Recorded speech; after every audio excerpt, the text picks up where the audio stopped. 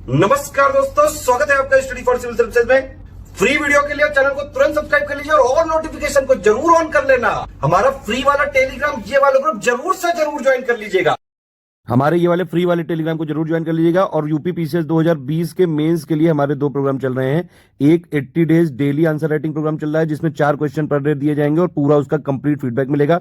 और दूसरा जो है ऑफिशियल टेस्ट सीरीज होगी जिसमें 12 फुल लेंथ जीएस के पेपर दिए जाएंगे, उसके फुल लेंथ आंसर दिए जाएंगे और कंप्लीट जो है पूरी चेकिंग होगी। 20-20 क्वेश्चन होंगे हर पेपर में, ठीक है। जैसे ऑफिशियल पेपर आता है वैसे ही होगा और कंप्लीट चेकिंग होगी, कंप्लीट मॉडल आंसर मिलेगा। ज्यादा जानकारी के लिए इन नंबर पर कॉल कर सकते हैं 96960660898560880530। Hello everyone, my name is Saurabh Singh. Welcome to this new initiative.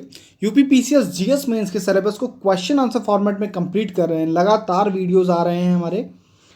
21 से है मेंस, बाकी 21 यानी कि 2021 वालों को भी अगर जिनको देना है प्लीज़ क्वेश्चंस और आंसर फॉलो करते रहिए, ठीक है। एक नोट्स बनाते रहिए। बिलीव मी, हर एक टॉपिक पे अगर एक क्वेश्चन आपने कर रखा है तो बहुत चांसेस है कि वहाँ ठीक ठाक आंसर आप लिख लोगे। इनको लिखो, आप इनको रिवाइज करो। मैं फैक्ट बताता हूँ, मैं लिखने का तरीका बताता हूँ, ऐसे ही आपका इंप्रूव होगा। आप जब 1-2 बार वीडियोस देखोगे, कुछ दिन बाद ये स्टेज आएगी कि आपको खुद समझ में आने लगेगा कि पुराने वीडियोस से कैसे जोड़ना है, या पुराने वीडियोस के फैक्ट आपके काम आने लग जाएंगे। कुल मिला के यार ये है कि वहाँ 20 क्वेश्चन लिखने हैं, ठीक है, एक पेपर में। तो सारा फैक्ट, सारा इन्फॉर्मेशन इधर उधर खेलना है, बस यहाँ को उठा के यहाँ चिपकाओ, इधर का इधर, ऐसे ही करके होता है पूरा मेंस, ठीक है। इनको आप प्रैक्टिस करते रहिए। स्टडी फॉर सिविल सर्विसेज के प्रोग्राम्स की जानकारी के लिए 2 नंबर्स हैं, इन पे आप कॉल करिए। जो आंसर राइटिंग प्रैक्टिस चल रही है, जो पेड ग्रुप चल रहा है आंसर राइटिंग का, देखो मेंस अब जो रह गया ना, आपने देखा होगा अभी जो रिजल्ट आया उसमें 800 कुछ लोगों को बुलाया गया। सिर्फ 2 गुना लोगों को बुलाया जा रहा है इंटरव्यू के लिए। बहुत ही टफ हो चुका है। अब वो टाइम नहीं कि अंग्रेजी लिख करके काम चलने वाला है, मतलब पन्ने भर दिए।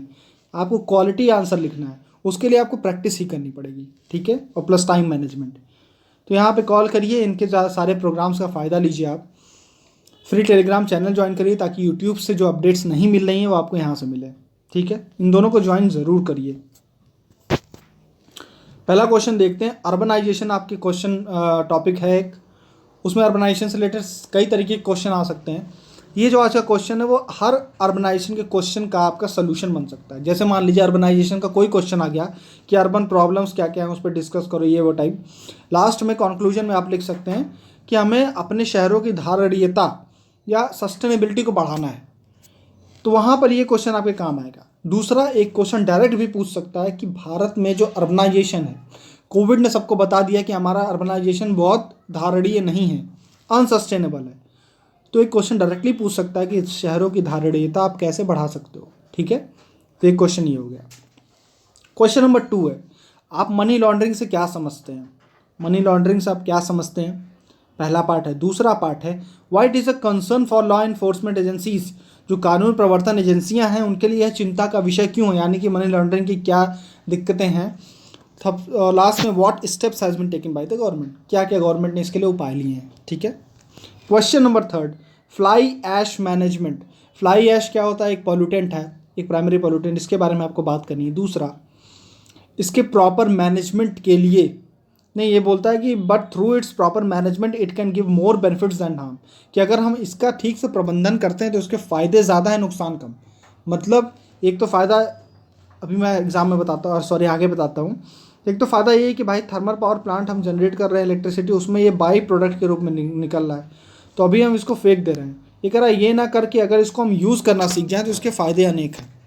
तो इस पर आपको लिखना है कुछ। क्वेश्चन नंबर 4 है, हमने मूल्यों के बारे में बात की है पहले, वैल्यूज़ क्या होती हैं। एक टॉपिक हमारे सिलेबस में है कि ह्यूमन वैल्यूज़ क्या होती हैं, तो आपको पहले बताना है ह्यूमन वैल्यूज़ क्या होती हैं, फिर values, moral values, social values, इनसे आपको डिफरेंशिएट करना है कि इनसे अंतर क्या है, कि मानवीय मूल्य क्या होते हैं और इनका अन्य मूल्यों से क्या अंतर है, ठीक है। ये हो गया क्वेश्चन नंबर 4 आपका। चलिए पहला क्वेश्चन, आप अपने शहरों की धारणीयता कैसे सुनिश्चित कर सकते हैं। जब मैं ये वाला पॉइंट पे अगर ऐसे छोड़ता हूँ ये, तो यहाँ पे आप एक बार रोक करके इसको फिर पढ़ा करिए। जैसे मैंने पूरा टॉपिक जब पढ़ा दिया, इस पर मैं काफ़ी कुछ लिख देता हूँ, उसके बाद इसको पढ़ना लगभग नामुमकिन हो जाता होगा क्योंकि ये बहुत गंदा हो जाता है, ठीक है। इस पॉइंट पे जब भी मैं ऐसे, जब इस पर कुछ लिखा हुआ नहीं है, इस पॉइंट पे आप वीडियो को रोक करके जब मैं आपको एक बार पढ़ा दूँ, फिर से एक स्लाइड को ज़रूर पढ़िए। हिंदी वाले लोग हिंदी पढ़िए, अंग्रेजी वाले अंग्रेजी। ये देखिए, चूँकि मैं लिखता हूँ जब, तो ये बहुत शॉर्ट में लिखता हूँ कई चीज़ें मैं, और बताते समय थोड़ा एक्सप्लेन करता हूँ। तो फिर से जब आप इसको पढ़ेंगे तो आपको समझ में आएगा कि जो मैंने बताया है कि आप उस चीज़ को उसी रूप में समझ पाए हैं या नहीं पाए हैं। ठीक है, ये करने की ज़रूरत है। चलिए, पहला क्वेश्चन कि आप अपने शहरों की धारणीयता कैसे सुनिश्चित कर सकते हैं। How can you ensure sustainability of urban India. देखिए, जब सस्टेनेबिलिटी की बात होती है तो सिर्फ ये इन्वायरमेंटल सस्टेनेबिलिटी नहीं, सिर्फ जो पर्यावरणीय धारणीयता है उसकी बात नहीं हो रही है। सस्टेनेबिलिटी हर सेंस में, सोशल, पॉलिटिकल, इकोनॉमिक, ठीक है, मॉर्फोलॉजिकल, हर चीज़। ठीक है, देखते हैं। As per one estimate 60% of global green gas emission are made by cities. एक आंकड़े के मुताबिक वैश्विक ग्रीन हाउस गैस उत्सर्जन का 60% कौन करता है? शहर करता है। तो हालांकि मैं क्लाइमेट सेंस में मैंने इसको इंट्रोडक्शन को शुरू किया है, आप और तरीके से भी कर सकते हैं। ठीक है, दूसरा, Indian cities are characterized by various problems. जैसे टॉप हैवी अर्बनाइजेशन है। टॉप हैवी क्या होता है मैं भी बताता हूँ। शीर्ष भारी है इसका, कैसे है बताता हूँ। दूसरा, मलिन बस्तियाँ हैं, स्क्वाटर सेटलमेंट है, स्लम्स हैं, हीट आइलैंड बनता है यहाँ पर, फ्लड्स हैं, हैदराबाद, चेन्नई, मुंबई, अब तो हर साल है भाई अर्बन फ्लड्स, ये दिखाती हैं। और इसके अलावा कई सारी सोशल टेंशन्स, दिल्ली के दंगे, ये सब बता रहे हैं कि इंडिया में अर्बनाइजेशन जो है उसकी धारणीयता पर एक सवाल उठा हुआ है। ठीक है, तो यहाँ पर इस पॉइंट पे आपने बता दिया एग्जामिनर को कि आप जो धारणीयता से सिर्फ इन्वायरमेंट के हिसाब से नहीं बात कर रहे हैं, आपने सोशल की भी बात की, स्लम्स की भी बात की, फ्लड की भी बात की, सोशल टेंशन की बात की, दंगों की बात की। ठीक है, ये हो गया। तो अब सस्टेनेबिलिटी किस किस सेंस में है, ये होगी social, environmental, morphological, economic. Morphological मतलब रूपात्मक, मतलब उस शहर को किस तरीके से यूज़ किया जा रहा है, उसका लैंड यूज पैटर्न क्या है। ठीक है, ये हो गया। अब हम इसको 4-5 पॉइंट्स आप याद रख लो, उस सेंस में आप पढ़ सकते हैं। पहला, धारणीयता हमको फोकस करनी है अर्बन प्लानिंग में। दूसरा, एनर्जी। तीसरा, वाटर और वेस्ट का मैनेजमेंट। चौथा, अर्बन मोबिलिटी और एयर पोल्यूशन। अर्बन मोबिलिटी मतलब मूव करने के जो साधन है, मतलब बिल्डिंग, ये गाड़ियाँ वाड़ियाँ, ठीक है, बस गाड़ियाँ, ये सब। और लास्ट में क्या हो गया, हाँ 4-5 पॉइंट हमने पढ़ लिए। पहला हो गया एनर्जी। एनर्जी में आप क्या कर सकते हो, अर्बन सिटीज़ को एनर्जी बढ़िया करने के लिए आप करो डिसेंट्रलाइज्ड, विकेंद्रीकृत सौर ऊर्जा उत्पादन। हर छत पे अगर एनर्जी प्रोडक्शन होने लग जाए तो एक तरीके से सेल्फ सस्टेनेबल सिस्टम जनरेट हो जाएगा किसी भी सिटी में। दिल्ली का आप सोचो, छत तो है ना सबके पास, ज़मीन पे जगह नहीं है, छत तो है। उस हिसाब से आप बोल सकते हो क्या, अर्बन एरियाज में डिसेंट्रलाइज्ड सोलर सिस्टम एनर्जी के लिए हो सकता है। बहुत सारा वेस्ट क्रिएट होता है, तो उस वेस्ट के लिए आप बोल सकते हो क्या, उस वेस्ट से अगर आप एनर्जी बनाने का कोई व्यवस्था कर लें तो उसके लिए भी हो सकता है कि वेस्ट टू एनर्जी।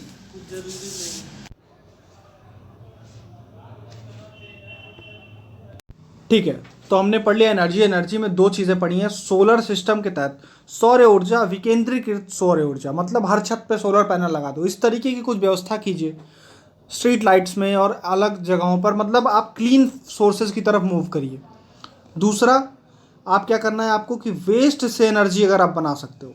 शहरों में वेस्ट बहुत क्रिएट होता है, उसकी वजह से लैंडफिल बनती है। लैंडफिल की क्या समस्या है आप सबको पता है। तो अगर हम वेस्ट से एनर्जी बनाने लग जाएं क्लीन तरीके से, साफ़ सुथरे तरीके से, तो ये भी एक आपके लिए अपॉर्चुनिटी बन सकती है। ठीक है, और क्या कर सकते हैं, देखिए एनर्जी में 2 काम करना है। एक तो हमको एनर्जी जो है वो क्लीन तरीके से प्रोड्यूस करना है, दूसरी तरफ जो भी एनर्जी हमारे यहाँ बन रही है उसको हमको सेव करना है। Save in the sense efficient तरीके से यूज़ करना है, मतलब इलेक्ट्रिसिटी कंजर्वेशन करना है, उस पर फोकस करते हैं। उसके लिए इंडिया में क्या है, एनर्जी कंजर्वेशन एक्ट है आपका, एनर्जी कंजर्वेशन एक्ट है 2001 का है शायद। ठीक है, वो कहता है कि किस तरीके से स्ट्रैटेजी वगैरह बना करके हम कंजर्वेशन की तरफ बढ़ सकते हैं, एनर्जी कंजर्वेशन। ठीक है, दूसरा है ब्यूरो ऑफ एनर्जी एफिशिएंसी बनाया गया है, एनर्जी को एफिशिएंटली यूज करने के लिए जो ब्यूरो बनाया गया, ब्यूरो ऑफ एनर्जी एफिशिएंसी, ठीक है, वो बनाया गया है, उसने एक उन्नत स्कीम लाई है। उन्नत स्कीम के बारे में आप पढ़िएगा, ठीक है। इसके अलावा एक पीएटी स्कीम चलती है, परफॉर्म अचीव ट्रेड। कुछ परफॉर्म करना है फिर उसको ट्रेड करना है, मतलब हर एक इंडस्ट्री के लिए एक कोई लिमिट वगैरह सेट कर दी जाती है कि आपको इतना एनर्जी एफिशिएंट होना है। आपको जितना लिमिट दिया गया आप उससे कम खर्चा किए तो आपका जो बच गया लिमिट उसको आप बेच के कहीं से पैसा ले लो। यही होता है, जैसे कार्बन क्रेडिट होता है, आपने क्योटो प्रोटोकॉल वगैरह में पढ़ा है, तो पीएटी स्कीम है, लेकिन इसका उद्देश्य है एनर्जी कंजर्वेशन को फोकस करना। तो हमने एनर्जी के लेवल पे दो बातें करी हैं, क्या क्या? पहला कि एनर्जी क्लीन सोर्सेज से बनाना है, दूसरा जो भी बना हुआ है जो हमारे पास आ रहा है उसको कंजर्वेशन करना है और उसको इफिशिएंटली यूज करना है, ठीक। तीसरा क्लीन फ्यूल्स की तरफ हमको मूव करना है, जैसे नेचुरल गैस हो गया उसकी तरफ मूव करना है, ठीक है। हाइड्रोजन फ्यूल्स हो गए उसकी तरफ मूव करना है। दूसरा पॉइंट हम पढ़ेंगे मोबिलिटी और एयर पोल्यूशन के बारे में। शहरों में धारणीयता के लिए पहला पॉइंट हमने पढ़ लिया एनर्जी, दूसरा मोबिलिटी और एयर पोल्यूशन। मोबिलिटी मतलब होता है आप कैसे मूव करते हो, move in the sense maximum लोग अपनी खुद की कार से जा रहे हैं, अपनी बाइक से जा रहे हैं, तो ऐसे केस में दो तीन दिक्कतें हैं। सबसे इंपॉर्टेंट तो एयर पोल्यूशन का ही है, ठीक है। और एयर पोल्यूटेंट कौन कौन से निकलते हैं ऐसी गाड़ियों से आप सब लोग को पता है, प्रीलिम्स में ये सब पढ़ा होगा आपने। तो इसलिए फोकस ये होना चाहिए कि आप MRTS की तरफ बढ़ें। MRTS के बारे में सुनिए, मास रैपिड ट्रांजिट सिस्टम। मास मतलब एक साथ बहुत बड़ी भीड़ को, रैपिड मतलब तेजी से, ट्रांजिट मतलब एक जगह से दूसरी जगह ले जाने की जो व्यवस्था है, मास रैपिड ट्रांजिट सिस्टम। अब ऐसी क्या चीज़ें आपको दिखती हैं शहरों में? मेट्रो, बसेज जो हैं, अभी hydrogen CNG buses, hydrogen fuel वाली बस चलाने की बात हो रही है, CNG बस चली रही हैं, इलेक्ट्रिक बस चलाने की बात होती हैं। तो यहाँ पर अपना अपना व्हीकल ना लेकर के, अपना अपना साधन ना लेकर के लोग मास जो साधन है उनके थ्रू ट्रैवल कर रहे हैं। तो इससे होगा क्या कि पोल्यूशन जो हो जाएगा वो कम हो जाएगा, एक साथ डीकंजेशन ऑफ सिटीज़ हो जाएगा, डीकंजेशन, ठीक है। सड़कें कम से कम आपको खाली मिलेंगी, ये सब चीज़ें हैं। तो ये कैसे किया जाएगा? मोबिलिटी और एयर पोल्यूशन को कम करने के लिए दो काम करना है। एक तरफ आपको क्लीन चीज़ों को बढ़ाना है, इलेक्ट्रॉनिक व्हीकल बढ़ा दो भैया, हाइड्रोजन वगैरह जो करना चाह रहे हो, हाइड्रोजन बसेस, हाइड्रोजन फ्यूल से चलने वाली इलेक्ट्रिक बसेस ये करो। दूसरा MRTS पे फोकस करो। दूसरी तरफ उन लोगों को एक तरीके से डीमोटिवेट करो जो खुद का गाड़ी लेके निकल रहे हैं, मतलब आप पार्किंग का चार्ज बहुत बढ़ा दो। डीजल व्हीकल जो होते हैं, डीजल की गाड़ियाँ होती हैं, एक लिमिट के बाद जो पुरानी हैं उन पर चार्जेस बढ़ा दो आप। इस तरीके कोई सिस्टम करो कि लोग अपनी गाड़ियाँ लेके खुद से निकलने को थोड़ा बचें। तो एक तरफ आपको क्लीन चीज़ें बढ़ानी है, दूसरी तरफ जो क्लीन नहीं है प्रैक्टिसेस उनको आपको वो करना, डीमोटिवेट करना। ऑड इवन एक तरीके से वही था, ठीक है, ऑड इवन जो पॉलिसी थी दिल्ली गवर्नमेंट की, ये हो गया। तीसरा हम वाटर और वेस्ट मैनेजमेंट की बात करेंगे। आपको पता है बेंगलोर के बारे में नीति आयोग का पिछले साल का डेटा पता होगा, जो ये कहता है कि 22% जो इंडिया का ग्राउंड वाटर है वो पॉल्यूटेड है, ठीक है, पॉल्यूटेड है। 70% ऐसा वाटर है जिसमें कोई ना कोई हैवी मेटल मिल रहा है। सोच रहे हो आप कितना ज़्यादा है? अभी वो एलुरू का मिस्टीरियस डिजीज़ जो बता रहे थे लोग, जिसमें कई सारे लोग की तबीयत खराब हो गई एलुरू में, उसमें पानी में लेड पाया गया। ये सारे एग्जांपल देखिए, आप बताइए कि कितनी बुरी हालत है। और इसलिए वाटर कंजर्वेशन की तरफ हमको बढ़ना है, वाटर हार्वेस्टिंग की तरफ बढ़ना है, ठीक है, वेटलैंड को बचाना है। ये तरीके हो गए। और क्या कर सकते हैं? वाटर की प्राइसिंग करनी है। इसके लिए सेंट्रल गवर्नमेंट ने अर्बन और पंचायत को अलाउ कर दिया गया है कि जल जीवन मिशन के तहत जो लोगों को हाउस तक drinking water, pipe drinking water दिया जाएगा, उसको आप कुछ प्राइसिंग लगा सकते हो, ऐसा इनको अथॉरिटी दिया गया है, ठीक है। दूसरा क्या कि अभी अब सेंट्रल ग्राउंड वाटर अथॉरिटी के द्वारा एक गाइडलाइन दी गई है जो ये बताएगी कि ग्राउंड वाटर का एक्सट्रैक्शन, ग्राउंड वाटर जो आप निकाल लेते हो ज़मीन से, उसको रेगुलेट करेगी। रेगुलेट कैसे करेगी कि जैसे कोई इंडस्ट्री है तो अब उसको किसी पर्टिकुलर एरिया में इंडस्ट्री लगाने से पहले नो ऑब्जेक्शन सर्टिफिकेट NOC लेना पड़ेगा। अब NOC जाहिर सी बात है इन्वायरमेंट का इम्पैक्ट देखा जाएगा कि उस जो प्रोजेक्ट ये लगाने जा रहे हैं उससे पर्यावरण पे क्या असर पड़ रहा है। अगर निगेटिव पड़ रहा है तो जाहिर सी बात है NOC नहीं दिया जाएगा, ठीक है। इसके अलावा जो रेजिडेंशियल बिल्डिंग होती है जैसे अपार्टमेंट वगैरह होती है, ये बहुत सारे घर एक साथ होते हैं, तो इनको अपना एक खुद से ट्रीटमेंट प्लांट लगाना पड़ेगा, वाटर ट्रीटमेंट प्लांट लगाना पड़ेगा। जो भी इनका वेस्ट वाटर है उसको ट्रीट करना है, उस पानी को फिर से यूज़ करना है, टॉयलेट में यूज़ कर लो आप, वॉशिंग के लिए कार वार वॉश करना है उसके लिए, या जो भी आपके और लॉन है इन सब चीज़ों में पानी यूज़ करता है। तो बेसिकली पानी का रीयूज़ को बढ़ा रहे हैं, ठीक है।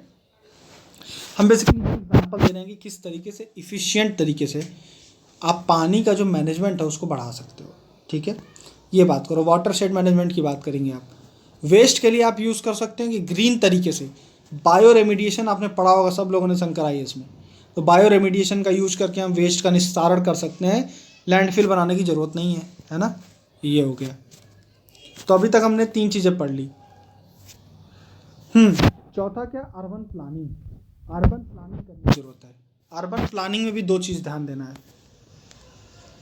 एक तो वो शहर की खुद की प्लानिंग, दूसरा शहर के एरिया के अगल बगल की प्लानिंग।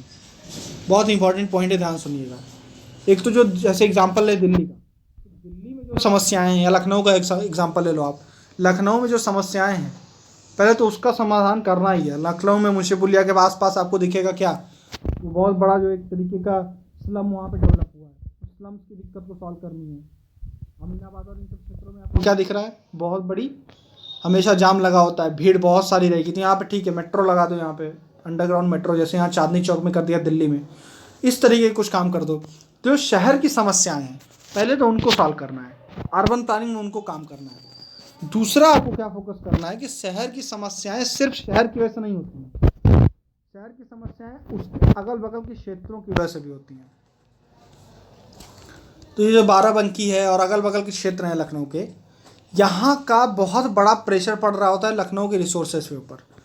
तो इसीलिए प्लानिंग करते समय किसी शहर की इस चीज़ को भी फोकस करना है कि शहर के ऊपर जो निगेटिव इम्पैक्ट अगल बगल के अर्बन स्प्रॉल से पड़ रहा है उसको भी हमको कम करना है, ठीक है। तो उसको भी हम कम करेंगे। फिर अर्बन प्लानिंग में आपको इसीलिए दोनों चीज़ों पर फोकस करना है। तीसरी बात क्या है कि अर्बन सिटी जो इंडिया में जो अर्बनाइजेशन डेवलप हुआ है उसकी एक खासियत है कि ये टॉप हैवी है। टॉप हैवी का क्या मतलब है कि इंडिया में मैक्सिमम जो जनता है, जैसे अगर मान लीजिए अर्बनाइजेशन 31% है शायद इंडिया का, तो 31% यानी कि बाकी लोग गांव में रह रहे हैं, 31% जनता कहाँ रह रही है, शहरों में। लेकिन ये 31% जनता भी कुछ ही शहरों तक सीमित है, मतलब ये पूरी जनता हर शहर में बटी नहीं हुई है। कुछ एक शहर है जैसे दिल्ली, मुंबई, कोलकाता, बेंगलोर, यही 4-5 शहरों में मैक्सिमम जनता रह रही है। इसका मतलब ये है कि एक गांव से, मान लीजिए छोटे शहर से निकला हुआ आदमी भी दिल्ली आ रहा है, लखनऊ वाला आदमी भी दिल्ली आ रहा है, बेंगलोर वाला आदमी भी दिल्ली आ रहा है, मुंबई से कोई निकला दिल्ली आ रहा है। बेसिकली हो क्या रहा है कि सबकी ज़रूरतें कहाँ पूरी हो रही है, एक ही शहर में हो रही है। यानी कि हमारे जो लोअर लेवल के सिटीज़ हैं उनके अंदर फंक्शनल रोल उनका बहुत कम है, उनकी फंक्शनल जो कैरेक्टरिस्टिक्स हैं, जो भी वो आपको सुविधाएं दे रहे हैं वो बहुत कम है। इसलिए आपको प्लानिंग में क्या करना है, समावेशी विकास करना है। पहला फोकस तो यही कि भैया गांव से लोग निकले ही ना, मतलब ये रोकना नहीं है, लेकिन गांव में ही इतनी सुविधाएं दे दो कि जो फोर्सफुली लोग को आना पड़ रहा है वो ना आना पड़े। दूसरा, हर शहर में कुछ ऐसी सुविधाएं रहें कि हर आदमी को दिल्ली ही ना आना पड़े। तो इस तरीके से ये सारी चीज़ें अर्बन प्लानिंग का हिस्सा बन जाती हैं, ठीक है। तो अब इस तरीके से आप सोचोगे तो ये क्वेश्चन जो था, धारणीयता कैसे इंश्योर करोगे आप। लास्ट है ग्रीन बिल्डिंग का कॉन्सेप्ट। ग्रीन बिल्डिंग में जैसे चाइना कहता है कि हम 50% अपनी बिल्डिंग जो है उसको ग्रीन बिल्डिंग कर देंगे 2030 तक, वो एक एग्जाम्पल लिख सकते हो। तो अब मैं ये कह रहा हूँ कि धारणीयता का क्वेश्चन आएगा तो आपको ऐसे दनादन पॉइंट नहीं फेंकना है, इससे पढ़ने में मज़ा नहीं आएगा। आपको पॉइंट्स बांट के लिखना है। आप पहला लिखोगे कि अर्बन प्लानिंग पे हम कुछ काम करेंगे, दूसरा आप लिखोगे कि हम ग्रीन बिल्डिंग पे कुछ काम करेंगे, तीसरा लिखोगे कि मोबिलिटी यानी कि लोग कैसे आपस एक दूसरी जगह जा रहे हैं यानी कि एयर पोल्यूशन, मोबिलिटी पे काम करेंगे। चौथा क्या काम करेंगे, वेस्ट और वाटर का मैनेजमेंट करेंगे। तो इस तरीके से 4-5 तरीक़ों से आप क्या इसमें पॉइंट्स लिखते जाओ तो खूब सारे पॉइंट भी आ जाएंगे और अच्छा भी लगेगा देखने में आंसर, ठीक है।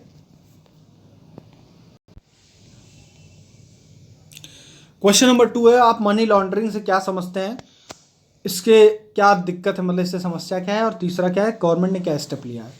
डेफिनेशन, मनी लॉन्ड्रिंग में बेसिकली होता क्या है कि आपने कोई गलत तरीके से पैसा कमाया, अब आप उस पैसे को कुछ ऐसी तिकड़म लगा करके ये दिखाने की कोशिश करते हो कि जो पैसा कमाया गया है वो सही सोर्सेज से कमाया गया है। सिंपल मामला ये है, गलत जगह से कमाओ, उसका मेकअप वेकअप करके ये दिखा दो कि वो ठीक ठाक सही जगह से कमाया गया। जैसे पनामा पेपर लीक्स हुआ था, अमिताभ बच्चन जी का नाम आया था और ऐश्वर्या जी का भी था और भी कई लोगों का था।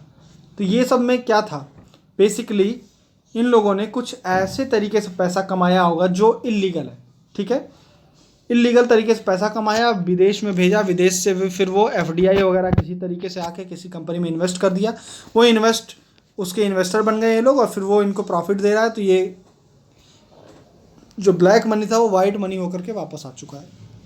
इसमें हुआ क्या कि उन्होंने मनी की रियल आइडेंटिटी छुपाई और जो गलत तरीके से कमाया गया पैसा था उसको क्या दिखाया कि वो पैसा बहुत ही पॉजिटिव या अच्छे तरीके से कमाया गया है। ये आइडिया है, आप डेफिनेशन पढ़ते हैं कि लिखना क्या है। मनी लॉन्ड्रिंग अवैध रूप से प्राप्त धन की वास्तविक पहचान को छुपाने का तरीका है ताकि वह धन वैध प्रतीत हो। Simple, money laundering is a practice of concealing, छुपाना है, the real identity of illegally obtained money so that they appear to be legitimate. आगे बात समझ में। अब होता क्या है, कैसे काम करते हैं ये लोग, मैक्सिमम टाइम ये हवाला ऑपरेटर्स के तरीके से काम करते हैं। हवाला ऑपरेटर कैसे काम करता है, एक क्वेश्चन ये भी बन सकता है आपसे।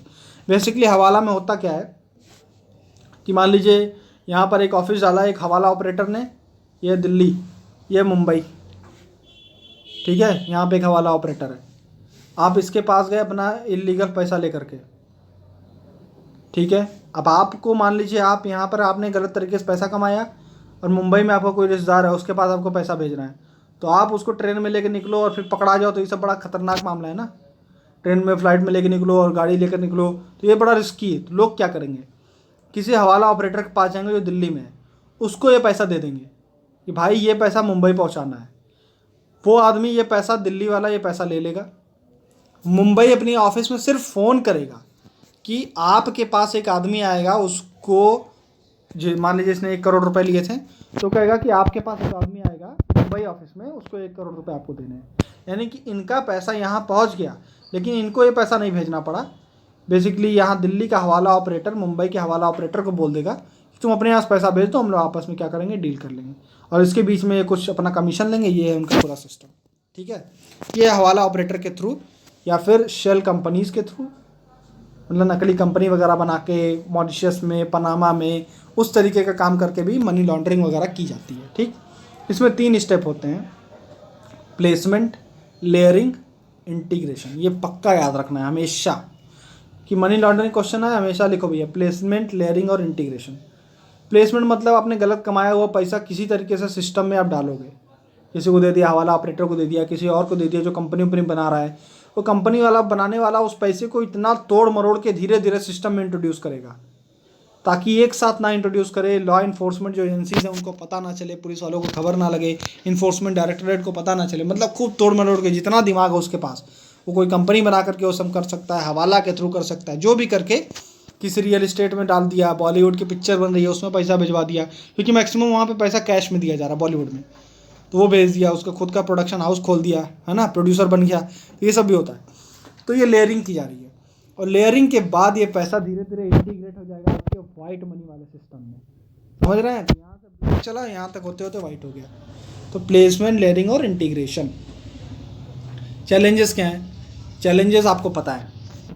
पहला, खूब सारी ग्रोथ ऑफ टेक्नोलॉजीज हो रही हैं, टेक्नोलॉजी की ग्रोथ की वजह से क्या होगा, बिटकॉइन बन गया, डार्क नेट बन गया, डार्क नेट हम लोग पढ़ चुके हैं, बिटकॉइन और डार्क नेट बढ़ गया है, तो अब ये पैसा कैश में ना डील करके लोग बिटकॉइंस में डील कर रहे हैं, तो बिटकॉइन में डील करेंगे, अदर क्रिप्टो करेंसी में डील करेंगे, उसकी वजह से एक चैलेंज आपको देखने को मिलेगा, ठीक है। दूसरा, स्मगलिंग हो रही है, ब्लैक मनी है, ठीक है, स्मगलिंग है, ब्लैक मनी है, इस तरीके से। और हमारा इंडिया का बॉर्डर आपको पता है नेपाल से, म्यांमार से, इनके साथ एक पोरस बॉर्डर है, तो तस्करी होती है इस काले धन की इस तरीके से, या फिर स्मगलिंग हो रही है, आर्म्स वगैरह, जैसे कोई हथियारों का लेन देन हो रहा है, ह्यूमन ट्रैफिकिंग हो रही है, इन सब चीज़ों में मनी लॉन्ड्रिंग होती है।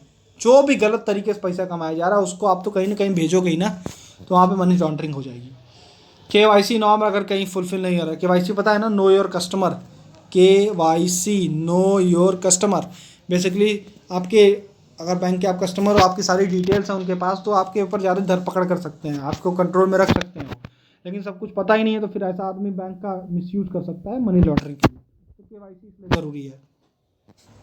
कहता है कि लॉ इन्फोर्समेंट एजेंसीज जो हैं उन्हीं में, जो आपकी कानून प्रवर्तन एजेंसियाँ, उन्हीं की अक्षमता है। कभी कभी वो समझ ही नहीं पाती हैं पूरा मामला, जब तक वो पूरे खेल को पकड़ रही हैं तब तक खिलाड़ी कोई नया तरीका अपना लेता है। ये सब चीज़ें हैं।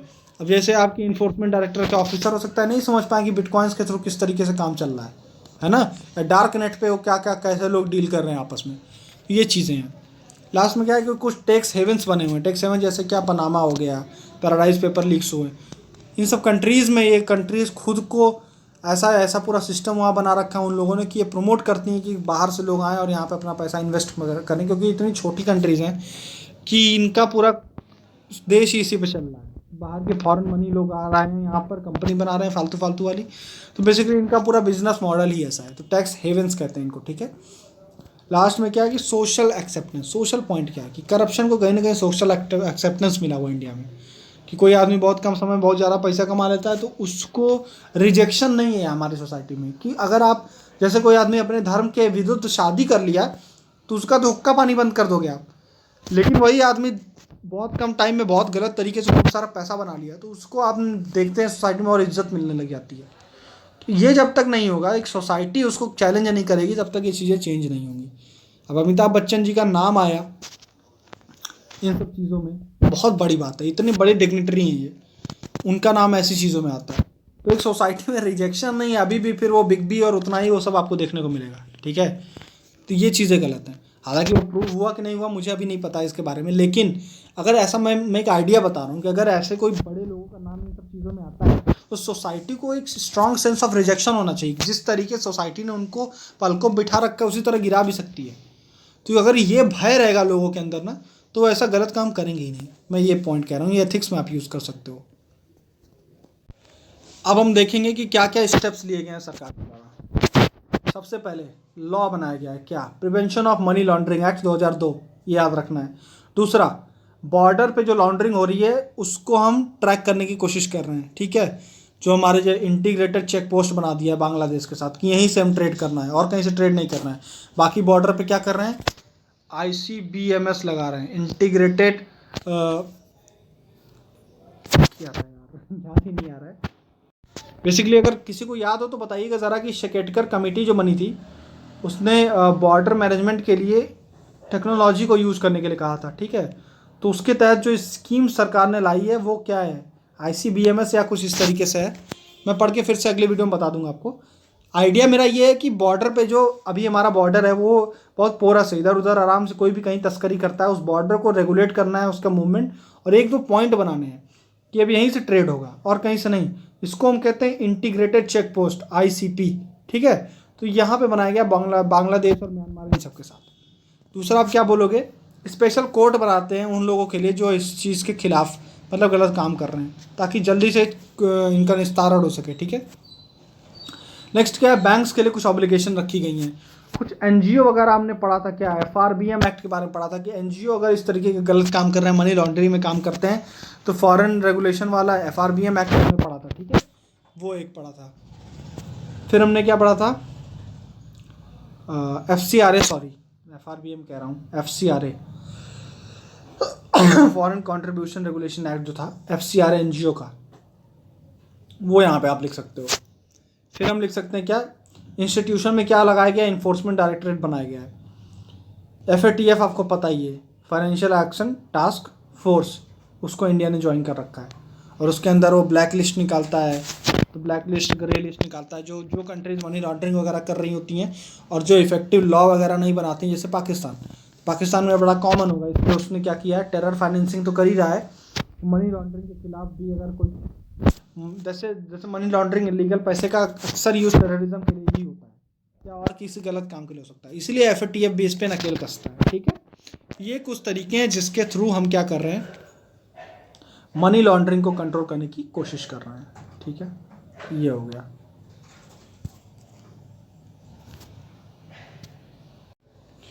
क्वेश्चन नंबर 3 है फ्लाई ऐश के बारे में। Fly ash is a primary pollutant but through its proper management it can give benefits more than harm. मतलब अगर हम फ्लाई ऐश जो कि प्राथमिक प्रदूषक है उसका उचित प्रबंधन करते हैं तो इसके माध्यम से उसका जो नुकसान है उसको हम कम कर सकते हैं और ज़्यादा से ज़्यादा उससे बेनिफिट ले सकते हैं। ठीक है, बेसिकली घुमा फिरा के कही गई यही बात है सिंपल कि कैसे फ्लाई ऐश जो है उसको हम पॉजिटिव तरीके से यूज़ कर सकते हैं। फ्लाई ऐश को कहाँ कहाँ यूज़ कर सकते हो, क्या स्टेप्स गवर्नमेंट की, सीधी बात। ठीक है, फ्लाई ऐश क्या है? ये बाई प्रोडक्ट है। क्या है? उत्पाद है, उपोत्पाद है किस चीज़ का? थर्मल पावर प्लांट में जो कोयला जलाया जाता है उससे जो बाई प्रोडक्ट निकलता है burning of coal in thermal power plant, उसको हम क्या कहते हैं? Fly ash. ठीक है, एक पाउडर फॉर्म है। अब ये दो तरीके से रख सकते हैं, या तो पाउडर फॉर्म में रखो या इसमें स्लज फॉर्म में, स्लज मतलब कीचड़ के तरीके से, दो तरीके से इसको स्टोर किया जाता है। स्लज में एक तरीके का पॉन्ड बना दिया जाता है, एक तालाब नुमा स्ट्रक्चर बना के यहाँ पर फैक्ट्री से बह के आ रहा है प्लांट ये फ्लाई ऐश और इसको यहाँ पे स्टोर किया जाता है। दूसरा एक पाउडर फॉर्म में है। ठीक है, तो एक पोल्यूटेंट के तरीके से काम करता है। इसकी खासियत क्या है कि इसमें क्या क्या इंपॉर्टेंट चीज़ें पाई जाती हैं, क्या एलिमेंट्स हैं? एल्युमिनियम, सिलिका और कैल्शियम, ये तीन इसमें पाई जाती हैं, ये आप यहाँ पे लिख सकते हो। ठीक है, अब ये एक पोल्यूटेंट के तरीके से काम करता है। क्यों? क्योंकि इसमें ये तीनों तो हैं ही, इसके अलावा आर्सेनिक भी है, बोरॉन भी है, क्रोमियम भी है। चूँकि इनकी मात्रा, आपको पता है आर्सेनिक अगर पानी में मिल जाए तो क्या एक पोल्यूटेंट का रूप काम कर लेता है। भारत में वैसे भी कुछ ऐसे हिस्से हैं जहाँ की ग्राउंड वाटर में आर्सेनिक नेचुरली पाया जाता है। ज़रा कमेंट सेक्शन में बताइए कि कौन से ऐसे एरियाज़ हैं जहाँ पर आर्सेनिक पानी में पाया जाता है। ठीक है, तो हमने बोला कि एक पोल्यूटेंट के रूप में कार्य करता है। क्यों? यहाँ पे क्रोमियम, बोरान और आर्सेनिक पाया जाता है। दूसरा, इसको मतलब वेस्ट, ऐसा जो फ्लाई ऐश बन रहा है इसके मैनेजमेंट में या प्रबंधन के लिए आपको लैंड की ज़रूरत पड़ती है। और आपको पता है कि लैंड में कोई वेस्ट है, आज की डेट में हम लैंड फिल यूज़ करते हैं, तो लैंड बहुत ही क्रूशियल हमारा रिसोर्स है। लैंड की वैसे भी कमी, इंडिया में पॉपुलेशन इतनी ज़्यादा है, तो ऐसा वेस्ट मैनेजमेंट जिसमें लैंड का इतना बड़े स्तर पर यूज हो रहा है वो कहीं से भी अच्छा नहीं है। उनको कुछ और ऑल्टरनेटिव सोचने की ज़रूरत है। ठीक है, दूसरा, इस लैंड वाले एरिया पे अगर आप इसको यहाँ पे जुटा के रख रहे हो तो यहाँ से लीचिंग होगी, मतलब ये ज़मीन के अंदर रिस के जाएगा और आर्सेनिक, बोरॉन, क्रोमियम, ये सब जो हैवी मेटल्स यहाँ पर मिले हैं आपको, ये कहाँ जाएंगे? पानी के अंदर चले जाएंगे। ठीक है, ग्राउंड वाटर को पल्यूट करेंगे, ये हो गया। तो ये वाटर कंटामिनेशन भी कर सकता है। ठीक है, तो बेनिफिट्स इसके कहाँ कहाँ हैं? इसका जो फ्लाई ऐश है इसको हम कुछ कुछ जगहों पे यूज़ कर सकते हैं, जैसे एग्रीकल्चर में, कृषि में। मिट्टी की जल धारण क्षमता को बढ़ाने के लिए फ्लाई ऐश को अगर मिट्टी मिलाया जाए तो काम हो सकता है। पहला पॉइंट हो गया एग्रीकल्चर में। एग्रीकल्चर में और भी कुछ हो सकता है कि सॉयल कंडीशनर के रूप में काम करता है, मिट्टी के कंडीशनर के रूप में काम कर सकता है। इसमें है कैल्शियम, और आपको पता होना चाहिए कि कैल्शियम सॉयल के लिए बहुत ज़रूरी होता है। कैल्शियम कुछ हद तक सॉयल में, बहुत ज़्यादा मात्रा में नुकसानदायक है, लेकिन कुछ हद तक सॉयल में कैल्शियम जो होता है वो क्या करता है? उसकी उर्वर शक्ति को बढ़ाता है, यानी कि फर्टिलिटी को बढ़ाएगा। ठीक है, दूसरा, इसमें कई सारे माइक्रो न्यूट्रिएंट्स हैं। ठीक है, माइक्रो न्यूट्रिएंट्स जो किस काम में आते हैं?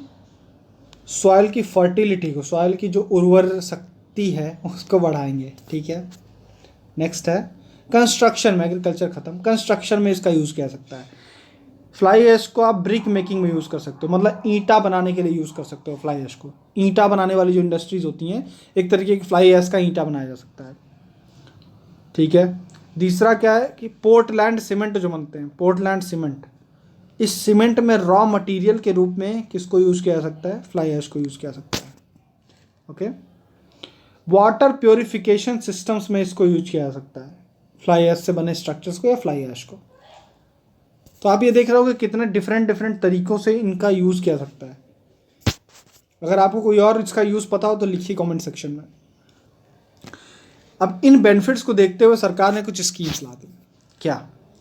Ministry of environment, forest and climate change, पर्यावरण मंत्रालय, इसने क्या किया कि कोई थर्मल पावर प्लांट से 300 किलोमीटर की दूरी, इधर किधर भी, इसके बीच में आपको फ्लाई ऐश को यूज़ करना मैंडेटरी है।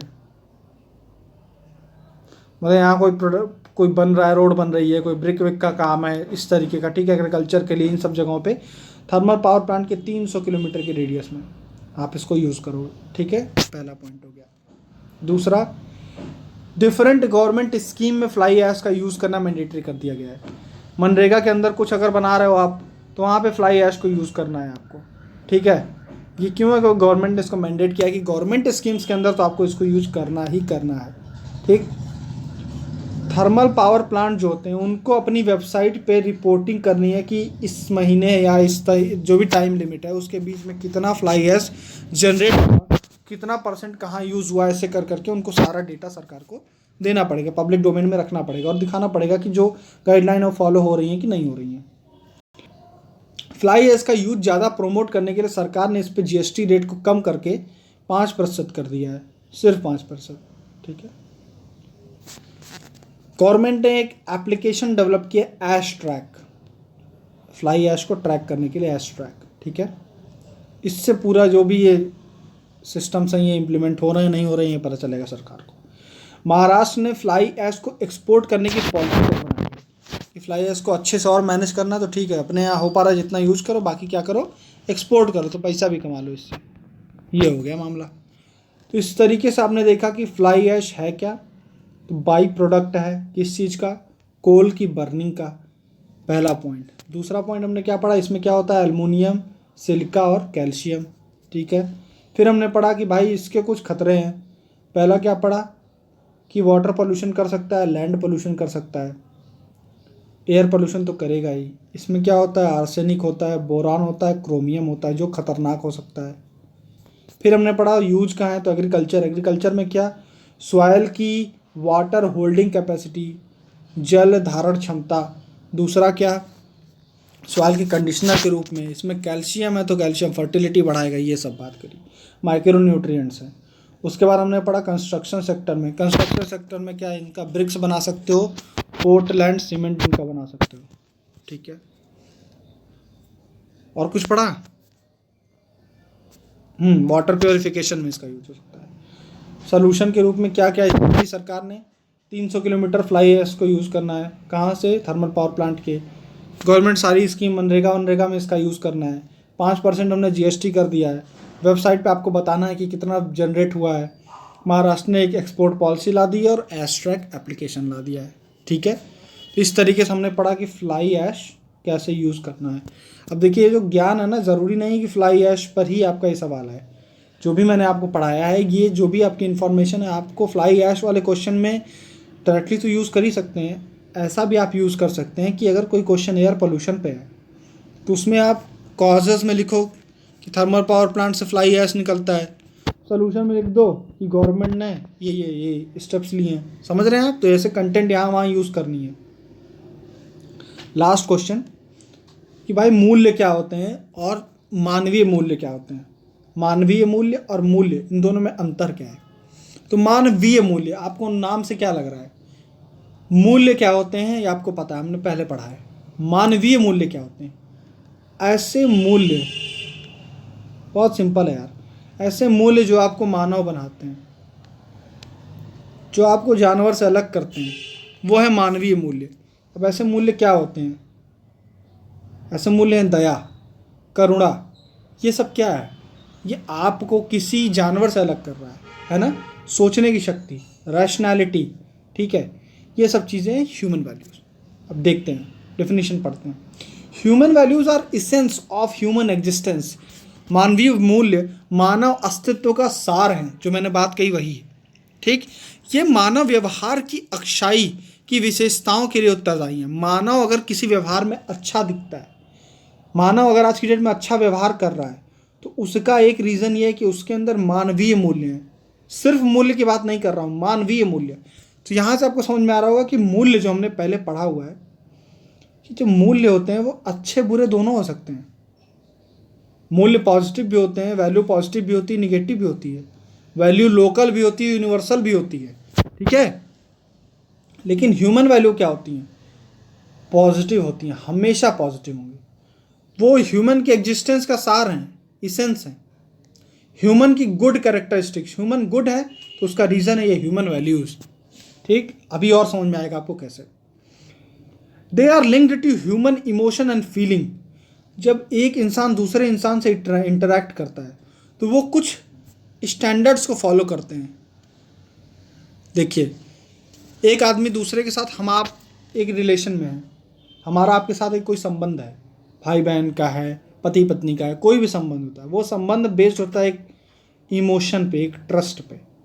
तो आप ये कह सकते हैं कि जब दो इंसान आपस में इंटरेक्ट करते हैं तो उसके बीच में एक जो जोड़ने वाली इकाई होती है वो कोई मूल्य होता है, और ये मूल्य जो होते हैं ये ह्यूमन वैल्यूज होती हैं। ठीक है, तो यहाँ से ह्यूमन वैल्यू का आपने एग्जिस्टेंस बताया कि they are linked to human emotion. इनका सोर्स क्या है? Human emotion, human feelings. They are something which distinguish us from animals. वे मानवीय भावनाएं, ये मानवीय मूल्य जो होते हैं ये भावनाओं से जुड़े होते हैं। जब एक इंसान दूसरे इंसान के संपर्क में आते हैं तो इस संपर्क को लिंक क्या करता है? एक कोई मानवीय मूल्य, और यही हमें एक जानवर से अलग करता है। तीसरा, human values are source from human interaction. जो हमने बात करी, इसका सोर्स क्या है? ह्यूमन का इंटरेक्शन, एक ह्यूमन का दूसरे से इंटरेक्शन। ठीक है, जब दो या दो से अधिक मानव कोई भी एक सोसाइटी में एक दूसरे से मिलते हैं या संबंध रखते हैं तो वे कुछ मिनिमम सामान्य मूल्यों का पालन करते हैं। यही मानवीय मूल्य होते हैं। They follow some common values. जैसे क्या कॉमन वैल्यूज आप फॉलो करते हैं? आपके रिलेशनशिप में एक ट्रस्ट होता है, ठीक है, कंपैशन होता है, एक सिंपैथी होती है, एम्पैथी होती है। तो ये जो ट्रस्टवर्दीनेस, हाँ इसकी तो बात होती है, ऑनेस्टी होती है, इंटीग्रिटी होती है। ये जो पॉजिटिव वैल्यूज़ आप देख रहे हैं ये ह्यूमन वैल्यूज़ के बराबर हैं। तो ह्यूमन वैल्यूज़ लेकिन थोड़ी लिमिटेड होती हैं। हर वैल्यू को आप ह्यूमन वैल्यूज़ नहीं कहोगे। ह्यूमन वैल्यूज़ क्या है? जैसे लव है, टॉलरेंस है, सम्मान है, सहिष्णुता है, रिस्पेक्ट है, कंपैशन है, सहानुभूति है। ये क्या है? ये है मानवीय मूल्य। हर मूल्य नहीं है, ठीक है। जैसे ऑब्जेक्टिविटी, रैशनैलिटी, ठीक है, या फिर ड्यूटीफुलनेस, ड्यूटी फॉलो करना, ये मूल्य तो हैं, लेकिन क्या ये मानवीय मूल्य हैं? नहीं, मानवीय मूल्य नहीं है। ड्यूटी और मूल्य है, लेकिन ये मानवीय मूल्य नहीं। मानवीय मूल्य क्या है? जो आपको मानव बना रहा है, जो इसेंस है आपकी सार, वो चीज़। समझ रहे हैं डिफरेंस? एग्जाम्पल खुद देखिए, टॉलरेंस है, रिस्पेक्ट है, कंपैशन है, एम्पैथी है, जो आपके कैरेक्टर से जुड़ी हुई चीज़ें हैं। हर मूल्य मानव मूल्य नहीं है, ठीक है। On the other hand, values are standard of behaviour. मूल्य क्या होते हैं? आपके बिहेवियर कैसे होने चाहिए, उससे कुछ मानक होते हैं। जैसे एक मूल्य क्या है? ऑनेस्टी, यानी कि एक तरीके का मानक है कि ह्यूमन का जो कंडक्ट होना चाहिए, ह्यूमन का बिहेवियर होना चाहिए, वो इस मानक पे खरा उतरना चाहिए, ऑनेस्टी। तो बेसिकली जो वैल्यूज़ होती हैं मूल्य होते हैं। ह्यूमन वैल्यू की बात नहीं हो रही है, मूल्यों की बात हो रही है। मूल्य आपके बिहेवियर का एक स्टैंडर्ड सेट करते हैं। They help human to prioritise and understand. वो हमको मदद करते हैं जानने में, यह खोजने में, यह सोचने में कि कौन से कार्य करने योग्य हैं, कौन से कार्य करने योग्य नहीं है, ठीक है। मूल्य जो होते हैं वो पॉजिटिव भी हो सकते हैं, निगेटिव भी हो सकते हैं, सकारात्मक, नकारात्मक, सार्वभौमिक हो सकते हैं या स्थानीय हो सकते हैं, लोकल हो सकते हैं, पर्सनल हो सकते हैं या यूनिवर्सल हो सकते हैं, ठीक है। ये वैल्यूज़ के बारे में बात कर रहा हूँ, लेकिन ह्यूमन वैल्यूज़ हमेशा यूनिवर्सल होते हैं। क्या आपको कभी लग सकता है कि इंडिया में एक कंट्री जो है वो करुणा को मना करेगी, दूसरी कंट्री करुणा को कहेगी कि या हाँ ये मतलब पॉजिटिव वैल्यू है? नहीं। कहने का मतलब ये है कि लव तो दुनिया में आप कहीं भी जाओगे, रिस्पेक्ट, एम्पैथी, दुनिया का हर कोना इन वैल्यूज़ को रिस्पेक्ट करता है। तो ये यूनिवर्सल वैल्यूज़ हैं, ह्यूमन वैल्यूज़ यूनिवर्सल वैल्यूज़ हैं, ठीक है। Humanity is the highest value, Tagore कहते हैं। ह्यूमैनिटी, ह्यूमन वैल्यूज़ क्या हो सकती हैं? ह्यूमैनिटी एक तरीके की ह्यूमन वैल्यू हो सकती है। टैगोर जी कहते हैं, रविंद्रनाथ टैगोर कहते हैं कि ह्यूमैनिटी जो है वो हाईएस्ट वैल्यू है। उसी तरीके से विवेकानंद जी कहते हैं कि सबसे बड़ी सेवा क्या होती है? ईश्वर की सेवा करना है तो मानव की सेवा करो। इसका मतलब क्या है कि वो ह्यूमन वैल्यू की बात कर रहे हैं। उनके लिए और सारे मूल्य छोटे हैं, सबसे बड़ा क्या है? ह्यूमन वैल्यू है, ठीक है। वो मूल्य जो आपको इंसान बनाते हैं, वो मूल्य जो आपके अस्तित्व का सार है, ठीक है। पर्सनल वैल्यूज डिटरमाइन, जैसे कि आपकी जो पर्सनल वैल्यूज, आपके व्यक्तिगत मूल्य, आपका सदाचार क्या होगा, ये डिटरमाइन करेंगे जैसे मॉरलिटी और एथिक्स के बारे में जो हमने पढ़ा था, डिफरेंस कि हो सकता है कि आपके लिए एक पर्सनल वैल्यू आपका ये हो कि आप इंटरकास्ट मैरिज आपके लिए एक मोरालिटी का एक मानक हो कि जो आदमी इंटरकास्ट मैरिज कर रहा है वो आपके हिसाब से मॉरल नहीं है। लेकिन क्या ह्यूमन वैल्यू इंटरकास्ट मैरिज को मना करेगी? नहीं करेगी। ह्यूमन वैल्यू किसी से बेस्ड है, लव पे बेस्ड है, कंपैशन पे बेस्ड है, करुणा पे बेस्ड है। उसके हिसाब से अगर दो इंसान एक दूसरे को प्रेम करते हैं तो वो मैरिज कर सकते हैं। उनके लिए कास्ट, रिलीजन ये सब नीचे आ जाएगा, क्योंकि ह्यूमन वैल्यू जो टैगोर कहते हैं कि ह्यूमैनिटी या ह्यूमन वैल्यू सबसे ऊपर है। ठीक है, ये बात हो गई। तो what is good for human is good for society. जो इंसान के लिए अच्छा है वो समाज के लिए अच्छा है। यानी कि ये कहीं ना कहीं फोकस कर रहा है कि ह्यूमैनिटी पे फोकस करो। जैसे हमने पढ़ा है वर्च्यू एथिक्स के बारे में, जो कहता है कि फोकस होना चाहिए इंसान का कि ह्यूमन अपने कैरेक्टर को सुधारे। लाइफ में फोकस ये रखो कि अपना कैरेक्टर सुधारो। यानी कि वर्च्यू एथिक्स जैसे एरिस्टोटल, प्लेटो, सोक्रेटिस ये किस चीज़ पे फोकस कर रहे हैं कि इंसान को अपना कैरेक्टर सुधारना है। कैरेक्टर सुधारना मतलब क्या? उसको फोकस करना है ह्यूमन वैल्यूज़ पे, बाकी सारी वैल्यूज़ इनके आगे छोटी हैं। जैसे रोहिंग्या का इशू है, आप नेशनैलिटी की बात करते हैं, आप स्टेट की बात करते हैं, अब इस सेंस में आप देखोगे तो आपकी मूल्य क्या है? देखिए टैगोर तो ये भी कहते हैं कि नेशनैलिटी जो है ह्यूमैनिटी से नीचे है, ह्यूमैनिटी सबसे ऊपर है। तो रोहिंग्या वाले इशू में आपको ये नहीं देखना चाहिए, मतलब मैं टैगोर जी का व्यू बोल रहा हूँ। अगर टैगोर होते तो उनके हिसाब से रोहिंग्या का इशू, और सारे देश कन्नी काट रहे हैं, कोई इनके सॉल्व करने नहीं आ रहा। अगर इनका इशू चाहिए क्या कि सारे देश एक साथ मिलकर इनका इशू सॉल्व करें। क्यों? क्योंकि किसी एक जाति विशेष पे, किसी एक धर्म विशेष पे, किसी एक सेक्ट पर अगर अटैक हो रहा है तो किसी ह्यूमन पे अटैक हो रहा है। तो सबसे बड़ी वैल्यू जो ह्यूमैनिटी यहाँ पे आनी चाहिए, बाकी सारे मूल्य छोटे पड़ जाने चाहिए इसके सामने। आपको नेशनैलिटी, राज्य, इन सब से ऊपर उठ करके पहले इनका इशू सॉल्व करना चाहिए। तो ये हो गई ह्यूमन वैल्यू का एग्जाम्पल हो गया। लेकिन आज की डेट में ये वैल्यूज़ नहीं ऊपर है, बाकी अलग वैल्यूज़ ऊपर है। आप अपना पॉलिटिक्स देखोगे, आप इकोनॉमी देखोगे, इकोनॉमी के ऊपर क्या असर पड़ेगा, आप लॉ एंड ऑर्डर देखोगे, सिक्योरिटी देखोगे, ये देखोगे। ठीक है, तो उनके हिसाब से आपको लगेगा नहीं, रोहिंग्या वाले इशू में नहीं घुसना है, उनको अपना डील करने दो। तो मैं किसी एक चीज़ का पक्ष नहीं ले रहा हूँ, मैं ये कह रहा हूँ कि ह्यूमन वैल्यू वाला साइड क्या है और मूल्य क्या कहेंगे। अच्छा ठीक है, अब हम बात करेंगे सोशल नॉर्म्स के बारे में या सोशल वैल्यूज़ के बारे में। आपकी सोसाइटी की वैल्यूज़ कुछ होंगी। आपकी सोसाइटी ने वैल्यू बना रखी है जाति धर्म के आधार पे कि एक धर्म दूसरे शादी नहीं करेगा, एक जाति वाले दूसरी जाति वाले के यहाँ खाना नहीं खाएंगे। ठीक है, ऊंची जात नीची जात के यहाँ खाना नहीं खाएगा। ये आपने क्या बनाए? अपनी सोसाइटी के नॉर्म बनाए हैं। आप सती करोगे, आप चाइल्ड मैरिज करोगे। तो जब ये सब एक्ट कर रहे हो तो क्या ये ह्यूमन वैल्यू के आसपास आपको दिख रहा है? नहीं दिख रहा है। ह्यूमन वैल्यू को अलाउ नहीं करेगा। जिस इंसान के अंदर मानवीय मूल्य हैं उसके लिए ये सब मूल्य छोटे पड़ जाएंगे। फिर जो मानवीय मूल्य को फॉलो करते हैं, ह्यूमन वैल्यूज़ को फॉलो करते हैं, जिनके अंदर, जिनके कैरेक्टर में ह्यूमन वैल्यू के ऊपर ज़्यादा स्थान दिया है, ज़्यादा प्रबलता है, और बाकी मूल्य उनके लिए छोटे पड़ जाएंगे।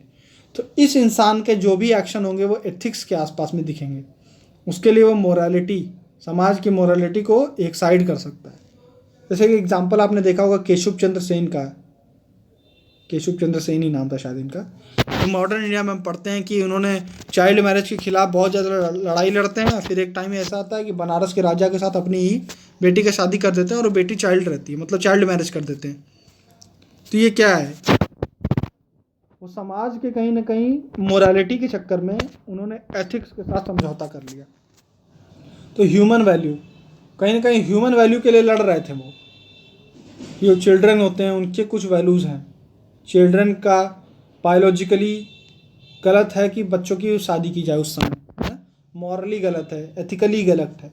लेकिन चूंकि समाज में उस समय चाइल्ड मैरिज को स्वीकृति प्राप्त थी, इसलिए उन लोगों उन्होंने समाज की जो मोरालिटी है उसको फोकस किया और अपना एथिक्स जो है उसको कॉम्प्रोमाइज़ कर दिया। तो यहाँ दिख रहा है किस तरीके से ह्यूमन वैल्यू को लोग कॉम्प्रोमाइज़ कर देते हैं मोरालिटी के लिए। ठीक है, ये कहता है कि human value preceded any other value. कोई और वैल्यू आए समाज में उससे पहले से ह्यूमन वैल्यू एग्जिस्ट करती है। जैसे पहले बच्चा जब पैदा हुआ, human value as a human पैदा हुआ, बाद में उसको पता चला कि उसका कास्ट क्या है, रिलीजन क्या है और किस समाज में आता है। तो ये तो आपने बाद में जोड़ा उसके साथ। वो पैदा हुआ तो वो मुस्कुराता है, वो हंसता है, ठीक है, वो अपने माँ के प्रति प्रेम करता है, उसके प्रति जो उसको हंस के मिलेगा उसको प्रेम करेगा। तो वो अभी किससे गाइडेड हो रहा है? वो ह्यूमन वैल्यू से गाइडेड है वो लड़का, बच्चा अभी। वो तो जब समाज का फिर वो समाजीकरण होगा, फिर उसको अलग अलग चीज़ पढ़ाई जाएगी, बाद में फिर वो अलग ही प्रोडक्ट बन के निकलेगा, वो आपको पता है। मेरा कहने का मतलब ये है कि सबसे पहले क्या आया? सबसे पहले ह्यूमन वैल्यूज आई। सबसे प्राइमरी किसी सोसाइटी में, लाइफ में क्या है, कौन सी वैल्यू है? ह्यूमन वैल्यूज है। उसके बाद कोई और वैल्यू है। तो यहाँ पे चाइल्ड वाली बात हम कर दिए। फिर हम लास्ट में कहते हैं कि सबसे जो बड़ा से बड़ा युद्ध भी दुनिया में लड़ा गया, वो किस लिए लड़ा जाता है? पीस का नाम लेके लड़ा जाता है। किस युद्ध से पीस आएगी, या पीस के लिए हमने लड़ा। ठीक है, कोई ये नहीं कहता कि हम लड़ाई लड़ने के लिए लड़ रहे हैं, पीस के लिए लड़ रहे हैं। तो पीस एक तरीके का ह्यूमन वैल्यू है कि हर आदमी, इंसान आपस में पीस से रहना चाहता है। तो ये आप कहेंगे कि ह्यूमन वैल्यूज इतने ऊपर हैं कि आप वायलेंस भी कर रहे हो तो कहीं ना कहीं आप ह्यूमन वैल्यू का ही सहारा ले रहे हो। ह्यूमन वैल्यू इतनी बड़ी चीज़ है, इस तरीके से हम जस्टिफाई करेंगे कि ह्यूमन वैल्यू ही सर्वोपरि है।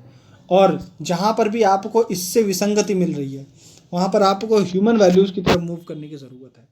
तो आप ये कह सकते हो कि ह्यूमन वैल्यूज़ आपको रास्ता दिखाती हैं कि एथिक्स क्या है। जहाँ पर लॉ, आप एग्जाम्पल लिख सकते हो, कभी कभी कोई सोसाइटी का ऐसा लॉ हो सकता है जो इन वैल्यूज़ के खिलाफ जा रहा होगा। कुछ ऐसे सोसाइटी के प्रिंसिपल हो सकते हैं, जैसे कोई जातिवादी वाली बात हो गई, जैसे देवदासी प्रथा हो गई।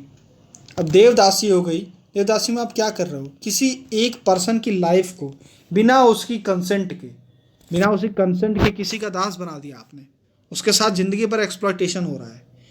तो ये चीज़ जो आपने कर दी, देवदासी जैसे हो गया।